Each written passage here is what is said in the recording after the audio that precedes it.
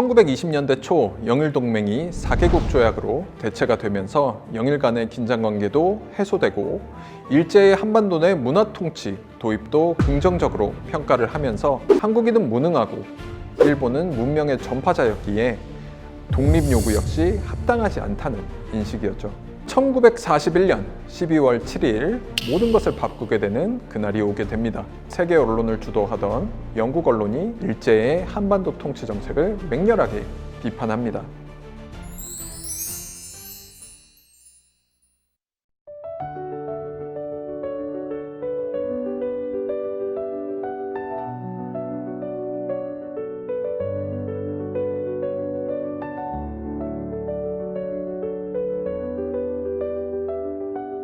안녕하세요. 저는 순천향대학교 글로벌 자유전공학과에서 국제관계와 역사를 연구하고 가르치는 권희석 교수입니다.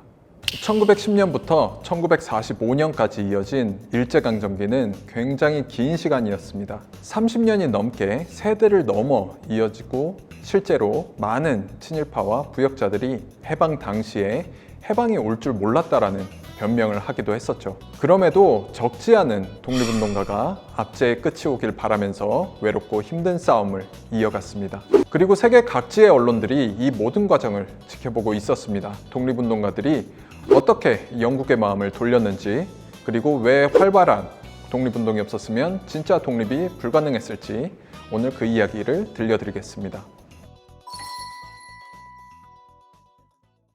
먼저 시간을 거슬러 올라가 보겠습니다. 1920년대 영국은 여전히 해가 지지 않는 제국이었고 1차 대전 승전국이면서 세계 여론을 주도하는 강대국이었습니다. 영국은 1919년 3.1운동 당시 일제가 벌인 잔혹행위와 강압적인 통치 정책에 대해 비판을 하고 일본 측에 상황을 개선하라고 하는 외교적 압박을 가하기도 했었습니다. 그리고 영국의 언론 역시 일제의 한국 통치 정책을 비판하면서 영일동맹의 인도적 가치에 대해 근본적인 의문을 제기하기도 하였습니다. 이러한 영국 언론을 바탕으로 1920년 10월 26일에는 한국 독립운동을 지지하는 의원, 언론인, 지식인이 참여한 영국 한국친의회가 영국에서 설립되는 성과도 있었습니다. 하지만 1920년대 초 영일동맹이 4개국 조약으로 대체가 되면서 영일 간의 긴장관계도 해소되고 일제의 한반도 내 문화통치 도입도 긍정적으로 평가를 하면서 1920년대 한국에 대한 영국과 영국 언론의 관심 역시 사그라들게 됩니다. 그러다가 1930년대에 들어서면서 영국 언론이 한국에 대한 보도를 다시 늘려나가기 시작합니다. 여기에는 크게 두 가지 이유가 있는데 하나는 일제의 만주 침략입니다. 1931년 9월 18일 남만주 지역에 주둔하고 있던 일본 관동군이 자작극을 벌여서 만주 지역 군벌과의 갈등을 일으키고 이를 기회로 삼아서 만주 전역을 장악하는 만주사변을 일으킵니다. 그리고 1932년 1월 만주국이라고 하는 괴뢰 정권을 수립을 하여 사실상 만주를 일본이 통치를 하게 되죠. 당시 영국 언론들은 일본이 만주국을 세워 대륙을 침략하는 행위를 일제히 한일 병합에 빗대기도 했습니다. 1894년 청일전쟁에서 승리한 일본이 청과 조선이 갖고 있던 전통적인 조공측본 관계를 완전히 없앤 뒤 1905년 조선을 보호국으로 만들고 1910년 병합했던 사례를 떠올리게 한다는 거죠. 그리고 영국 주요 언론에서 한국이 다뤄지게 된 두 번째 이유는 바로 1932년에 이어진 이봉창 의사와 윤봉길 의사의 의거였습니다. 1932년 1월 8일 이봉창 의사가 도쿄 경시청을 지나가던 히로히토 천황을 향해 폭탄을 던졌다가 암살 미수로 체포되는 사건이 발생하게 됩니다. 당시 영국의 주요 일간지인 더 타임즈는 이 사건에 대해 보도하면서 이봉창 의사의 의거가 한국의 독립을 실현하기 위한 것이라고 언급합니다. 스코틀랜드 일간지인 더 스코츠맨도 당시 영국 식민지인 인도에서 벌어지고 있던 자치운동인 스와라지의 영향을 받은 독립운동으로 보도하기도 했습니다. 그리고 약 4개월 후 윤봉길 의사의 의거가 일어났습니다. 1932년 4월 29일 일본 히로히토 천황의 생일을 기념하면서 상하이 홍구공원에서 열린 축하식에서 폭탄을 투척하여 상하이 파경군 사령관, 상하이 일본 거류민 단장 등을 살해를 하고 주요 일본군 지휘관과 외교관에게 중상을 입히게 됩니다. 윤봉길 의사의 의거에 대한 영국 언론의 반응은 어땠을까요? 더 타임즈는 윤봉길 의사가 한국독립당의 상하이 지부 소속 인사라고 언급을 하면서 1932년 1월 중국군과 일본군이 충돌을 하여 발생했던 상해사변을 중재하고 있던 시게미츠 마모루 일본 공사가 부상을 입어서 동정심이 쏠리고 있다고 언급을 하면서 윤봉길 의사에 대한 비판적인 태도를 취했습니다. 데일리 텔레그라프를 비롯한 다른 매체들도 윤봉길 의사의 의거를 부정적으로 비판하기도 했습니다. 왜 그랬을까요? 당시 상하이에서 일어난 중일 간 무력 충돌을 해결하기 위한 6개국 평화협상이 막바지에 있었습니다. 당시 영국은 양자강 일대에 막대한 이권을 가지고 있었기 때문에 이 협상이 무산될 경우 군사적, 정치적인 불안 상황이 계속되어서 영국에 경제적 피해를 줄 것을 우려했기 때문에 이렇게 비판하게 됩니다. 여기에 더해 한국에 대한 부정적인 인식 역시 영국 언론이 윤봉길 의사의 의거에 대해 비판적인 보도를 하게 된 원인이었습니다. 같은 해 5월 30일 더 타임즈는 사설에서 다음과 같이 이야기하였습니다.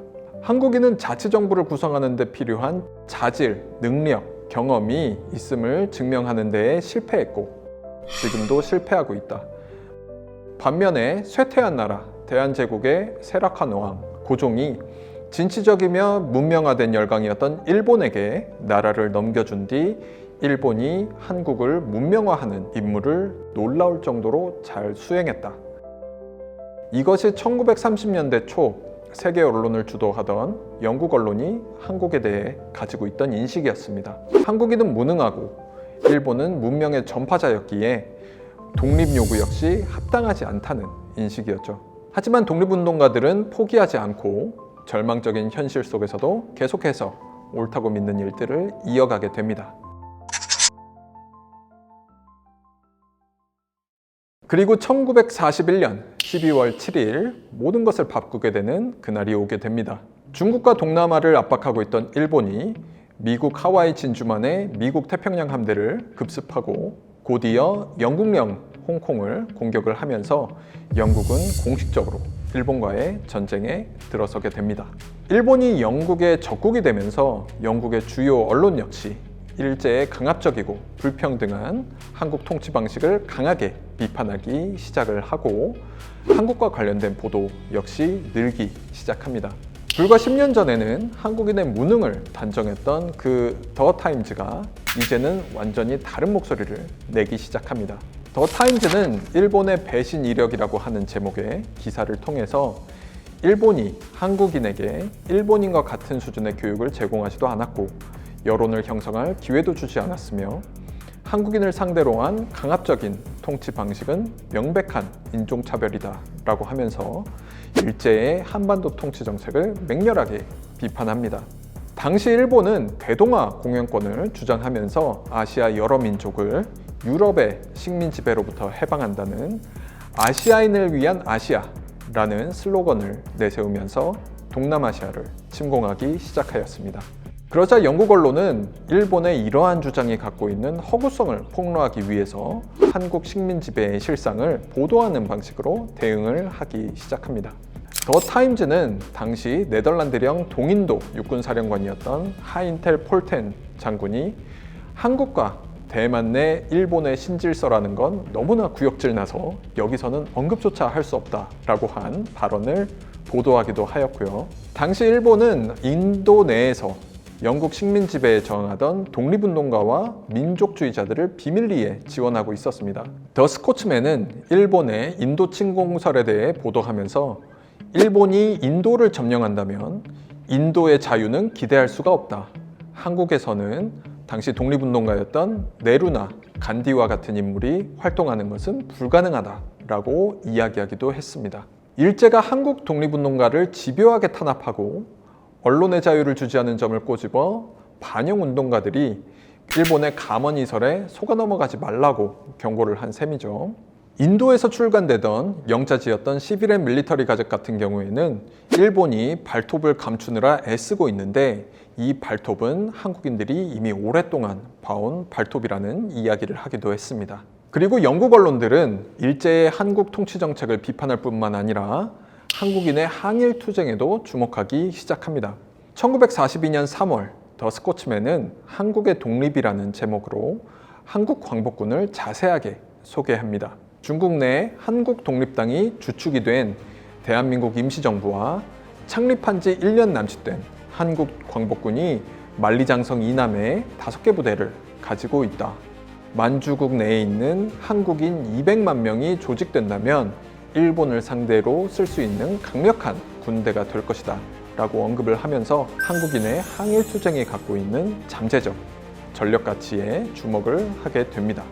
그리고 1945년 2월에는 한국 광복군 소속 이평산의 발언을 인용해서 30만 명 규모의 군대가 한국 내에 조직이 되어 있고 공격 신호만 기다리고 있다라고 보도하기도 했습니다. 이평산은 작전에 대해서는 구체적으로 언급하지는 않았습니다만 광복군이 한국을 최종적으로 해방하는 데에 중요한 역할을 할 것이라고만 언급을 했습니다. 이는 당시 미국 전략첩보국이 한국 광복군과 함께 준비하고 있던 한반도 진공작전, 독수리 작전을 암시하는 내용으로 보입니다.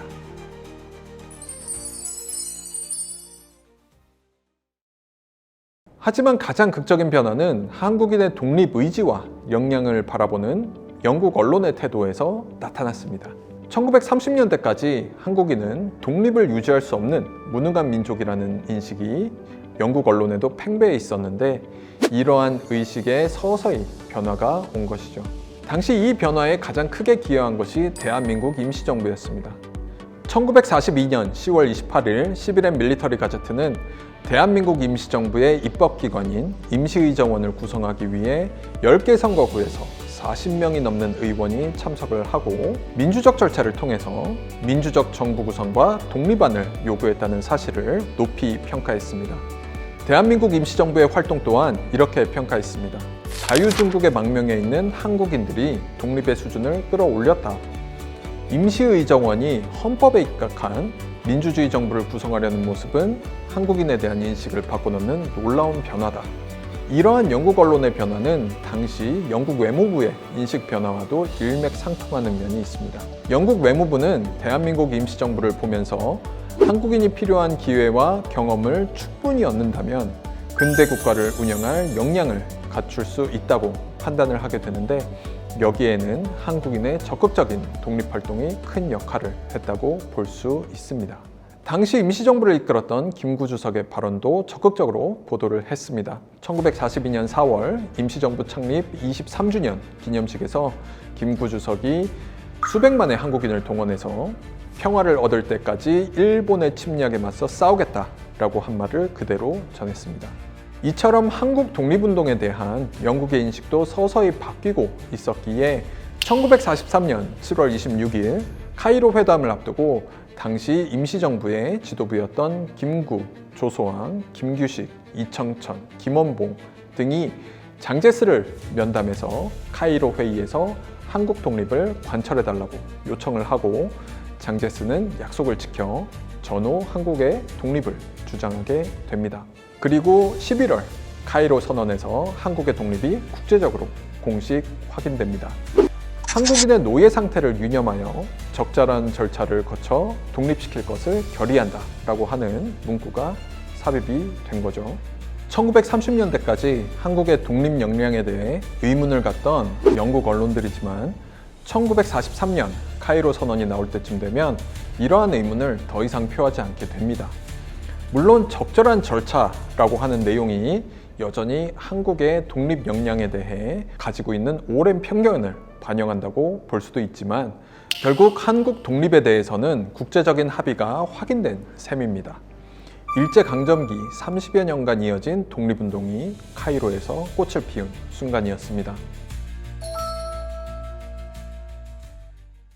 지금도 생각보다 많은 사람들이 한국 독립은 어차피 연합국이 준 것으로 생각을 합니다. 일본이 항복하고 패망하면 당연히 기존의 식민지를 독립시킬 수밖에 없다는 생각이죠. 하지만 한국의 독립은 그렇게 단순하게 연합국의 선의로 이루어진 것이 아닙니다. 우선 한국은 1910년, 그러니까 1941년 발발한 태평양 전쟁보다 훨씬 이전에 일본의 식민지가 되었습니다. 그리고 한일병합 4년 이후인 1914년 발발한 1차 세계대전에서 영일동맹을 빌미로 연합군 측으로 참전을 해서 일본은 승전국이 됩니다. 그래서 승전국 자격으로 파리 강화회의에 참여하여 다양한 요구를 내놓기도 했었습니다. 2차 세계대전이 발발한 시점보다 훨씬 이전에 일본의 식민지가 되었기 때문에 일본이 완강하게 거절하고 국제적인 여론이 한국 독립에 우호적이지 않았다면 한국의 독립 역시 쉽게 이루어지지 않았을 겁니다. 이를 보여주는 사례가 바로 류큐 왕국입니다. 류큐 왕국은 1429년부터 1879년까지 400년이 넘게 현재의 오키나와에 자리 잡고 있던 왕국이었습니다. 중국, 일본 사치마번과 조공책봉 관계를 맺으면서 동남아시아를 잇는 해상 무역의 중심지 역할을 하기도 했었습니다. 이런 류큐 왕국을 1879년 일본 메이지 정부가 강제로 병합합니다. 한국과 마찬가지로 태평양 전쟁 한참 이전에 병합이 됩니다.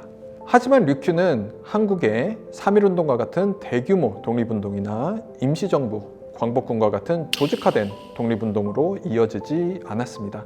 산발적인 저항 수준에 그친 데에는 한국보다 오랜 식민 통치 기간, 상대적으로 훨씬 적었던 인구, 다양한 이유가 있겠지만 국제 무대에서 일본 통치의 부당성을 주장하고 독립의 당위성을 끌어낼 만큼 조직적이고 적극적인 독립운동을 이끌어내는 데는 실패였습니다. 그럼 그 결과는 어떻게 되었을까요? 1945년 일본이 항복을 했을 때 한국은 독립국이 되지만 류큐는 미군정을 거쳐 1972년 다시 일본에 편입되었습니다. 독립운동의 의의는 이런 데에 있습니다. 대한민국 임시정부와 한국 광복군의 규모는 당시 동아시아를 장악하고 확장해 가던 일본 제국에 비하면 훨씬 작고 그 군사적 역량 역시 계란으로 바위치기 수준에 불과할 수도 있습니다. 하지만 영국을 비롯한 주요 열강이 외면했던 순간에도 한국인은 꾸준하게 격렬히 독립운동을 이어왔고 그랬기 때문에 일제 통치의 부당함에 국제사회가 주목하는 순간이 오게 되었을 때 이를 기회로 독립을 요구할 수 있는 준비가 되어 있었던 것입니다.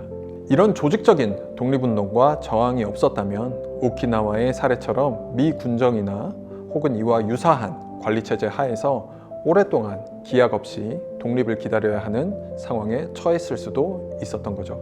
이것이 바로 독립운동의 진정한 의미입니다.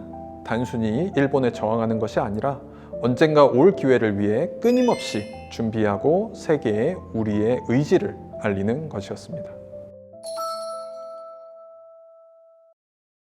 그리고 마침내 그날이 옵니다. 1945년 8월 15일 일본이 무조건 항복을 선언하면서 한국도 일제의 통치에서 해방됩니다. 이후 달라진 영국 언론의 반응이 흥미롭습니다. 1930년대 한국인의 무능을 단정했던 신문이었던 더 타임즈가 1945년 9월 21일 기사에서 한국에 대해 이렇게 평가합니다. 한국이 독립을 다시 이루기 위해 필요한 요소들은 결코 부족하지 않다. 교육을 통해 자유주의적 사고와 애국적 성향을 가진 지식인 중산층을 배치를 했고 일본에 협력하길 거부한 이들 역시 존재한다.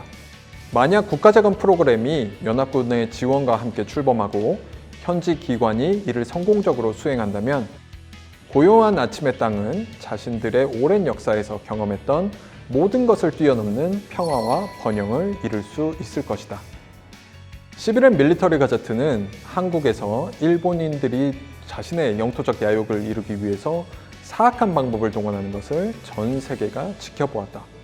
일본이 한국을 흡수하려 탄압하였지만 그럼에도 불구하고 해방을 달성한 것이 인상적이다 라는 기사를 쓰기도 했고요. 10년 전 한국인을 자치불능의 민족이라고 했던 그들이 이제는 민주주의 정부 수립 능력을 갖춘 민족으로 평가한 것입니다.